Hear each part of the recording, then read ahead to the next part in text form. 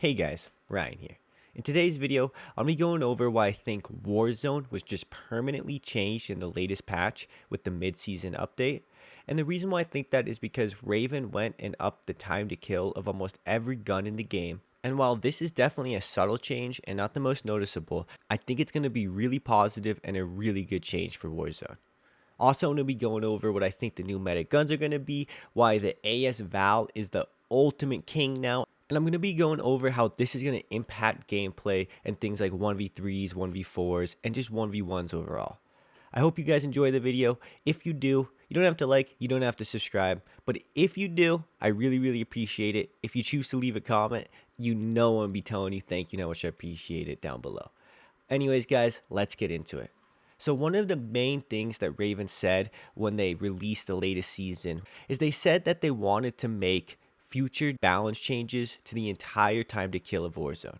They wanted to bring the time to kill higher. And if you're curious what that means, is they want to make it so it takes more bullets on average to kill people because they think that that's going to help the gameplay more. And I have to really agree. If you're wondering why it's going to really affect gameplay, it's going to allow you to escape more situations because I'm sure you've noticed with the recent rise of the Farah, the C58, and the Krig just being absolute lasers at long range, you sometimes feel like you cannot escape death at long ranges. And what this nerf is going to do, it's going to help situations like that. A lot of those times when you run around a corner and you almost make it, but you just die at that last second, a lot of those situations are going to change. Now, this change isn't going to be the craziest and most noticeable thing when you hop on a Warzone, but what I think it is going to do is it's going to make your day-to-day experience on Warzone a lot better and a little more enjoyable. I'm sure you guys have all felt it recently, but sometimes up close and at far, it just feels like you have no chance to survive, and it just feels like you're getting insta-deleted and gunfights are over instantly. And I hope that this is part of the changes to help fix that. I think a lot of casual players are feeling like Warzone's a little too sweaty recently, and I think that's why we're seeing such a resurgence in resurgence. No pun intended. No, I'm kidding. All pun intended. But seriously, I do think that's why a lot of people are playing Rebirth Island because they want to have a more casual experience, and I think these changes are going to really help that. Now, on the flip side, I do think it's going to make it a little easier for people with really good movement to somewhat stunt on people, but good teamwork will always beat someone like that, especially with these changes. So if you do feel like you are a casual player, guys, and you run into some ultra sweat, I would really suggest just making sure they can never get into a 1v1 gunfight with you if possible. Just make sure it's a 1v2 and you guys are able to shoot them, both people at once, and you're going to come out on top. I know it's not easy as that, but a lot of really good players, they don't play as a full squad and they don't usually wait for their full teams. I'm so guilty of this. So just make sure you're playing as a team to really help make these time to kill changes be a lot better for you and your squad. But now I kind of want to shift towards talking about the new meta and what I think is going to happen with the overall guns. I don't really think that a lot of guns are going to end up being replaced, guys. I really don't. I do think that the Farah, the C58, the Krig, whatever you're using before is going to be almost just as viable. It's going to be just as good. But I don't think those guns are going to be as dominant.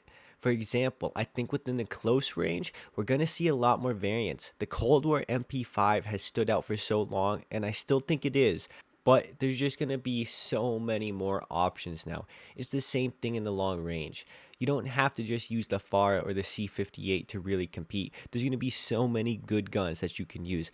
However, though, the AS Val guys somehow did not get nerfed, while pretty much every other close range gun in the entire game got touched, from the nail gun to the bullfrog to the Modern Warfare MP5, the Fennec, whatever. Almost every gun got nerfed in some way, but somehow the AS Val did not get nerfed. And I need you guys to really think about that. If you've watched any of my AS Val videos, then you know how good it is in terms of raw damage, and now they nerfed every close range competitor but the AS Val.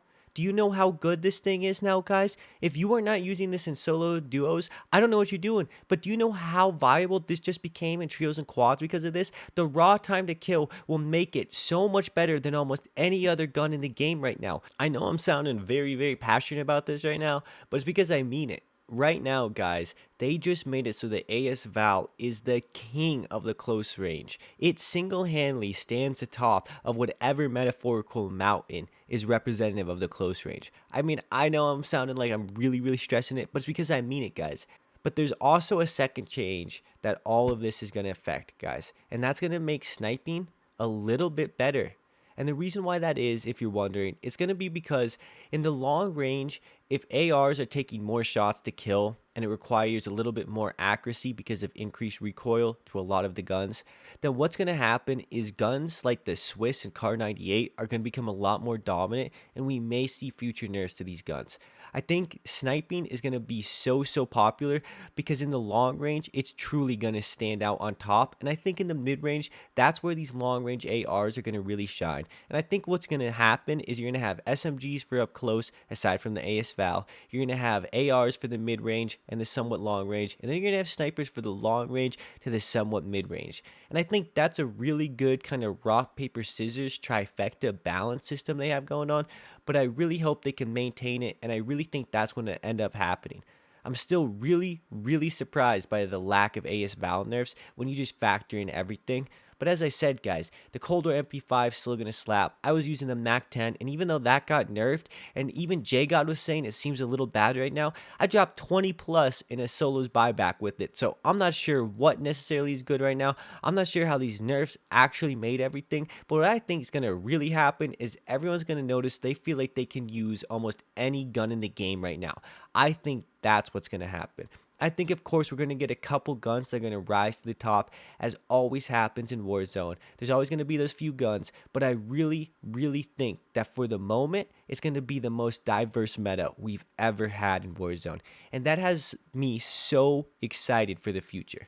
What also has me excited is they just added a new SMG, which is kind of like a Scorpion thing, and they're gonna probably bring in the CX-9, which was in the game for a little bit as ground loot, but they're gonna bring it in to be unlocked, to be used, whatever. And I think this thing is gonna be really good for the meta. I think it's gonna slot in right there with all the other SMGs, and it's gonna be really good for the game. I love it when they just add one or two more options to be used in the overall meta, and that's why I really enjoyed the addition to the C58. I just think that more gun diversity is absolutely key to a healthy Warzone and keeping people playing long term. And I think that all of these changes they made are going to really help with that. And I think in the long term, all of these small changes now are going to really add up to a way better Warzone experience over the next couple months, especially in the lead up to the new Call of Duty coming out. So I think that's just something to keep in mind, guys. If you did enjoy the video, as I mentioned before, you don't have to like, you don't have to subscribe. But if you do decide to, it really does help out the channel. And I always say thank you and how appreciative I am, because I really am appreciative of everyone who just even watches these videos. Never mind anyone who comments. There's so many of you guys that have been coming back recently and commenting. I know who you guys are. I know you guys' names. And I cannot say how thankful I am. I know I say it to every comment to you guys when you do comment, but I really mean it. I'm so appreciative. I'm so grateful to have you guys watching my videos, to have you guys commenting and enjoying the content. And I hope you guys stick with me to however far we can take this. Hope you guys have a good day. Hope you enjoy whatever you've been up to out there in Verdansk. It's been Ryan. Peace.